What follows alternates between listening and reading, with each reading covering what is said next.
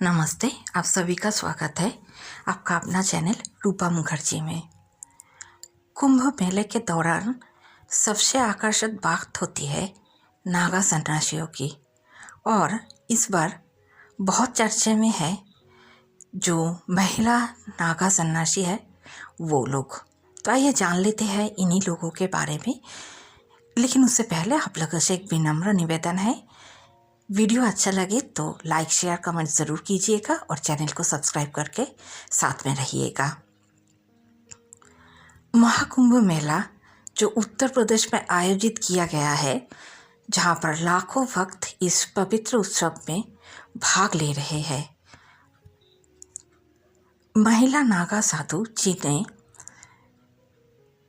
हिंदू तपस्वी और आध्यात्मिक ज्ञान की खोज में भौतिक संपत्ति और सारे भौतिक सुख सुविधाओं को त्याग करने का जज्बा दिखा गया है, वो लोग अभी बहुत चर्चे में है।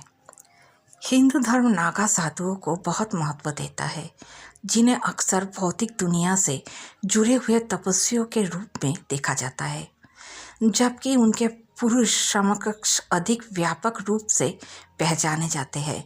महिला नागा साधु या नागा साध्वियाँ इस आध्यात्मिक परंपरा का एक समान रूप से रोचक पहलू प्रस्तुत करती है। ये महिलाएं ध्यान, योग और अन्य आध्यात्मिक प्रथाओं के लिए अपनी जिंदगी समर्पित करती है। कठोर गरीबी और ब्रह्मचर्य के व्रत निभाते हुए वे आध्यात्मिकता, सहन शक्ति और अपने आध्यात्मिक मिशन के प्रति अटूट प्रतिबद्धता का प्रतीक होते हैं। चलिए उनके बारे में कुछ अद्भुत तथ्य की खोज करते हैं।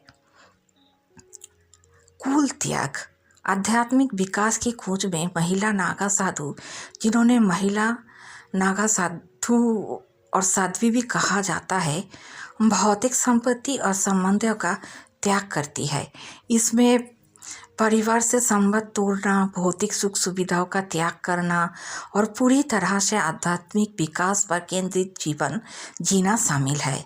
वे अक्सर गुफाओं या आश्रमों में रहती है, योग, ध्यान और जप में संलग्न रहती है। हिंदू समाज की प्रतिष्ठित सदस्य महिला नागा साधु अपने जीवन का समर्पण शिव की पूजा में करती है। अपने पुरुष समकक्षों के विपरीत वे कपड़े पहनते हैं, आमतौर पर बिना सिलाई के केसरिया कपड़े, जिसे गंठी कहा जाता है, और अपने आप को एक विशेष तिलक और जटा से सुसज्जित करती है। कठोर आरंभ प्रक्रिया, पुरुष नागा साधुओं की तरह महिला नागा साधुओं को कठोर आरंभ प्रक्रिया से गुजरना पड़ता है, जिसमें ब्रह्मचर्य, ध्यान और भौतिक वस्तुओं का त्याग करने जैसी वर्षों की आध्यात्मिक प्रथाएं शामिल है। वे अक्सर एकाकी जीवन व्यतीत करते हैं, जबकि तीव्र तप और आध्यात्मिक अभ्यास से संलग्न रहती है। अपने आरंभ के दौरान महिला नागा साधु बाहरी दुनिया से सभी संबंध तोड़ देती है, अपना पिंड दान समारोह करती है, जो उनके पुराने जीवन का अंत और उनकी आध्यात्मिक यात्रा का शुरुआत का प्रतीक है। तपस्वियों में समानता, महिला नागा साधु प्रथा में पारंपरिक लिंग मानकों को चुनौती देती है, क्योंकि वे ध्यान, प्रायश्चित और धार्मिक कार्यक्रम में भाग लेने जैसे कठोर आध्यात्मिक प्रथाओं को अपनाती है। वे महिला शक्ति और आध्यात्मिक स्वतंत्रता का प्रतीक है, हालांकि अक्सर उन्हें अपने लिंग के कारण चुनौतियों और भेदभाव का सामना करना पड़ता है। दैनिक जीवन में तप और अनुशासन, आरंभ के बाद महिला नागा साधु कठोर जीवन जीती है, ध्यान, योग और प्रार्थना की सख्त दिनचर्या का पालन करती है।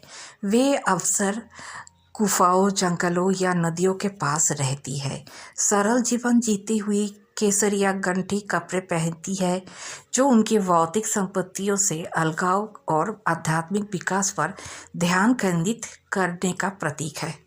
अखाड़े, उनका आध्यात्मिक घर, महिला नागा साधु अखाड़ों या मठों में रहती है, अध्ययन करती है और अपने धर्म का अभ्यास करती है। ये अखाड़े महिलाओं के तपस्वियों के लिए एक सहायक वातावरण प्रदान करती है और आध्यात्मिक अध्ययन के केंद्र के रूप में कार्य करते हैं। कुंभ मेले में विशाल उपस्थिति। महिला नागा साधु या नागा साध्वियाँ कुंभ मेले में एक असामान्य लेकिन महत्वपूर्ण दृश्य होती है। वे जुलूसों में भाग लेती है, पवित्र शाही स्नान में भाग लेती है और समारोह का संचालन करती है। ये दर्शाते हुए कि आध्यात्मिक प्रथाओं में महिलाओं की भूमिका कैसे विकसित हो रही है। कुंभ मेले में उनकी उपस्थिति ये दर्शाती है कि पारंपरिक पुरुष प्रधान धार्मिक समुदायों में महिलाओं की बढ़ती संस्कृति हो रही है। महिलाओं का सशक्तिकरण। महिला नागा साधु महिलाओं के सशक्तिकरण का प्रतीक है। ये साबित करते हुए कि आध्यात्मिक मुक्ति लिंग से बंधी हुई नहीं है। उनका चुनौतीपूर्ण आध्यात्मिक मार्ग चुनने का निर्णय सामाजिक मानदंडों को चुनौती देता है और अन्य महिलाओं को अपने सपनों का पीछा करने के लिए प्रेरित करता है, चाहे सामाजिक अपेक्षाओं कैसे भी हो। अक्सर माता कहा जाता है, वे अपने पुरुष समकक्षों के समान आदर के साथ व्यवहार की जाती है, जो उनके समुदाय में सम्मानित स्थिति की दर्शाता है। ये था महिला नागा साधुओं के बारे में बहुत ही कम लेकिन उपयोगी जानकारी।